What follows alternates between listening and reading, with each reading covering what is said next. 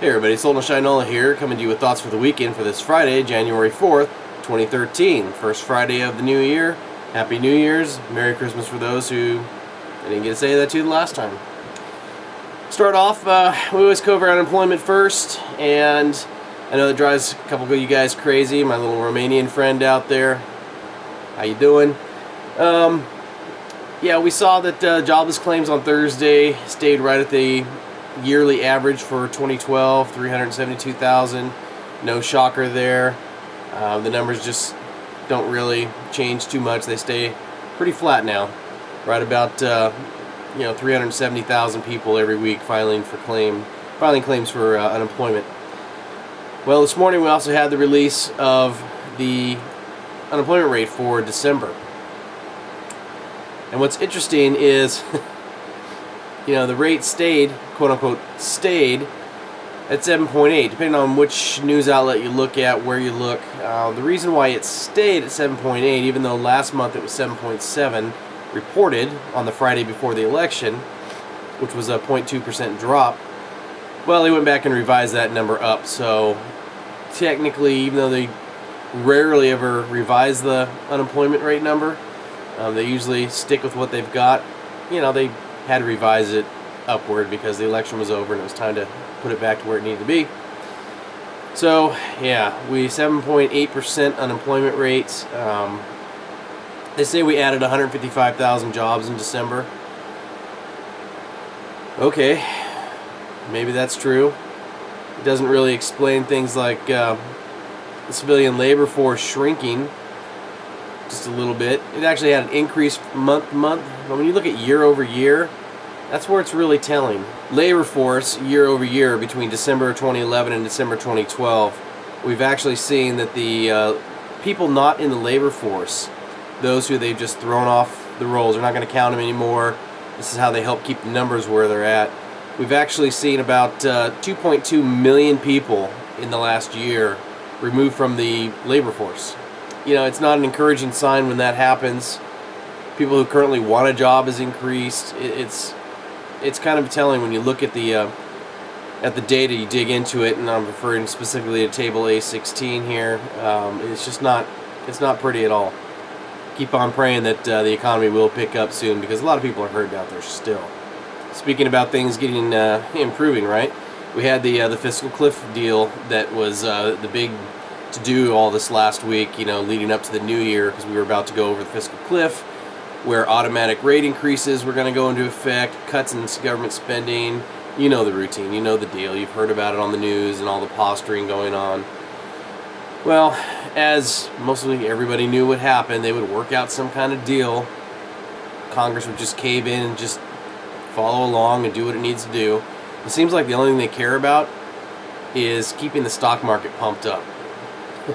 It's amazing. As they approached the deal, the futures were down, like really down, approaching 200 down. I think it was on Monday or Sunday evening.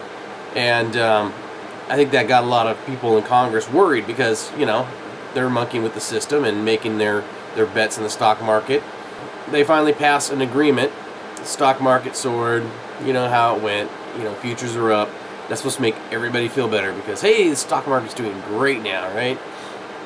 It's just, they didn't really save us from anything. All they did was guarantee that, well, all of our taxes went up. Well, at least 77.1 or 2% of us are seeing a tax increase starting this week.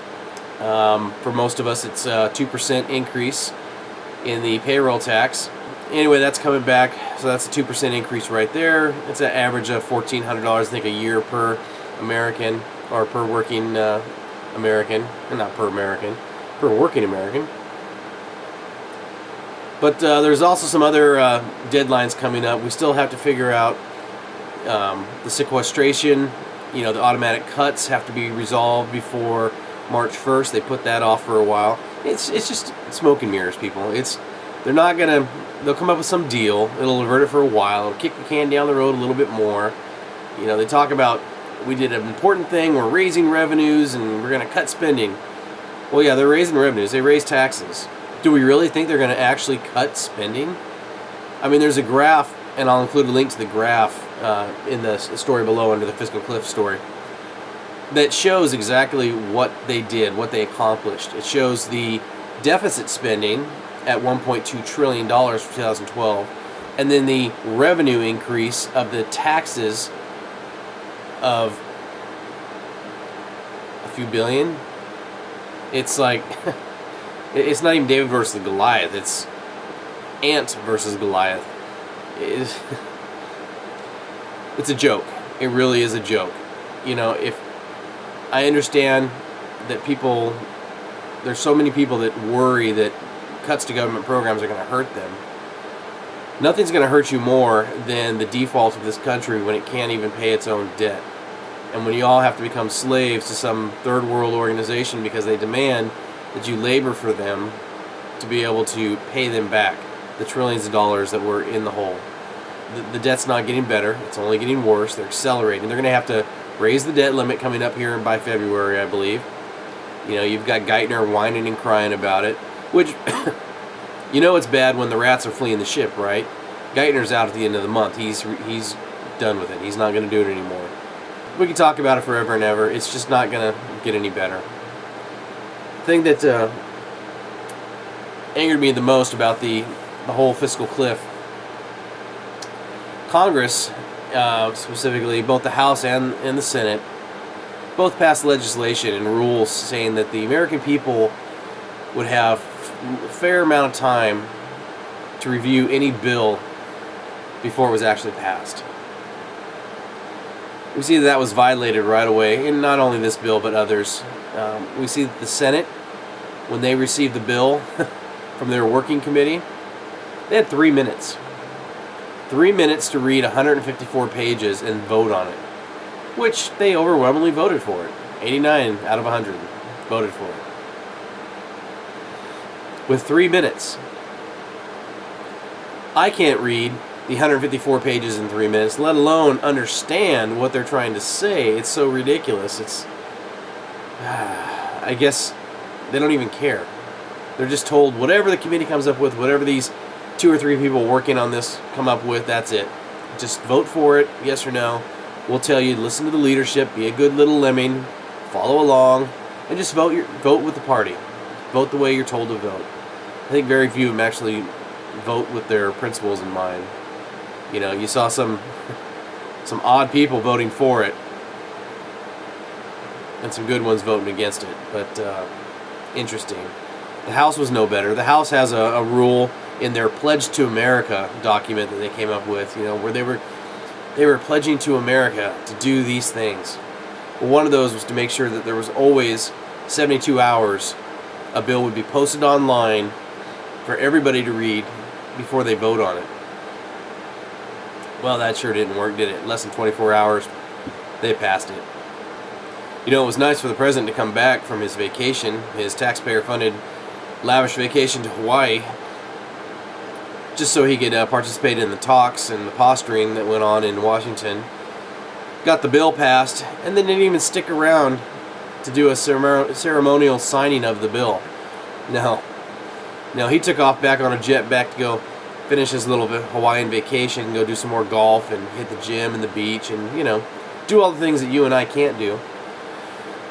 And didn't even stick around to sign the bill. No, he turned that over to his staff and the old robot machine to actually go through and sign the bill for him, little robot pen. It's just amazing. One of the most important pieces of legislation as far as impact to you and me and most people in this country, and he couldn't even stick around to sign it. You know, a lot of people have probably been following what's been going on with the gun debate in this country. And for my international friends, you can weigh in if you want, but you're probably not going to understand the beating you'll take from a lot of people if you say things like Americans don't need guns, things like that. But that's a whole other story. The FBI is reporting that for the month of December, they saw a 39% increase in background check requests for gun purchases. And this is up to a record level, 2.78 million background checks. Now what you have to understand, that's not 2.78 million firearms being sold. It's probably closer to 5 or 6 million firearms sold, because a background check, you initiate it and you can have as many weapons on there as you want. And I know people that bought multiple weapons. So you start the background check request when you're purchasing a firearm, and you can add as many firearms on there as you want. The FBI doesn't track the number of firearms, they're only looking at how many requests. And it set a record. The previous record was 2 million, which was in November right after the election. Go figure. This one, 2.78 million. So, yeah, I think people are seeing the writing on the wall, and they're understanding what's coming. And people honestly don't want to be left undefended. They don't want to be left out in the cold wondering why the government's not there taking care of them, and what happened to the police force. I thought we had cops on the street. I can't fit a cop in my back pocket, so I don't know. But we see that the gun control debate is raging. We have Illinois, they're trying to ban almost all modern firearms, which is crazy. Chicago, one of the worst gun crime rates in the country, has one of the most restrictive gun laws in the country. Yet, that's not mentioned, it's not talked about. As we talk about pushing more gun control, more legislation in this country on guns, we look at the places in this country that have the strictest gun laws, and they're some of the most violent, deadly places to go. If you can't understand why, because criminals know they have nothing to worry about, the tax-paying, law-abiding citizen is defenseless against these criminals, these thugs. But I guess that's the way they want it. It helps control the population, right? I don't know. It amazes me that people like Dianne Feinstein continue to push this forward. You know, most people think that she's doing this in response to Sandy Hook. She's not.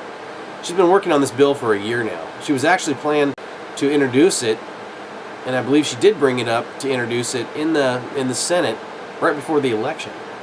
This is nothing new. You know, there's only some small changes. I mean, some of the things they want to do, that she wants to do in this bill, is not only ban mini assault rifles by name, but there will be no grandfathering.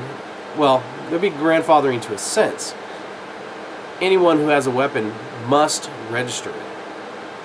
And the registration would be background check on the owner and any transferee, type and serial number of the weapon, positive identification including photograph and fingerprint, certification from local law enforcement of the identity, and that possession would not violate local or state law. I mean, what you're going to have to go through to be able to keep any of these weapons that they consider assault weapons, which I guess is anything with a pistol grip, or anything that's black in color, I guess. Where's the NAACP out there? Where are all the race groups? Because they're claiming that all these black guns are bad and evil. Isn't that supposed to be racist? Yeah, they're trying to bring back and make improvements on the 1994 assault weapons ban, which did nothing. And it's just, if you saw my video last night, you read the letter from the Marine Corps Corporal Joshua Boston to Senator Feinstein. It's not going to happen. You're not going to find people out there voluntarily registering, paying the fees to have all their guns registered, fingerprinted, photographed. Why? The only reason that past governments have ever enforced this kind of control, protection, is to eventually go around and round up and take away all those guns. Because then you can enslave the people to the level that you need to enslave them. You know, anyone that wants to argue that, go for it. I don't care. We'll have that debate night and day. People that say that the Founding Fathers never would have wanted this, it's not what they intended. Guns were just meant to protect you. I hear people say that, you know, guns were necessary back, you know, when the Constitution was written, because you had the wilderness, you had to hunt for your food, you had to protect yourself from, you know, marauding bands of Native Americans, and that's crap. The sole purpose of people having and possessing firearms is to protect themselves from tyrannical government. Not tyrannical government from overseas, tyrannical government from within. It was a guarantee the government would not grow too strong and strip away the rights of the individual. That's why they got to make the grab for the guns now, because you're about to lose everything. last but not least is, of course, the video of the week. I have it down there in the bottom. Warning, it is disturbing to a sense. You know, it's some language, but just when you realize that the video is of a group of kids, high school kids in Ohio, that participated in the gang rape of a 16-year-old, and they're bragging about it, and the things that they're saying, it's, wow.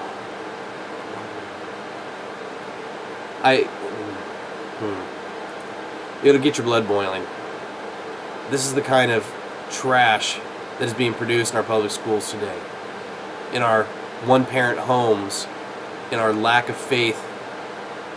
The morality is just gone in this country. It's, I don't know what else to say. Anyway, that's all I've got for this weekend. As always, the stories are attached below. Feel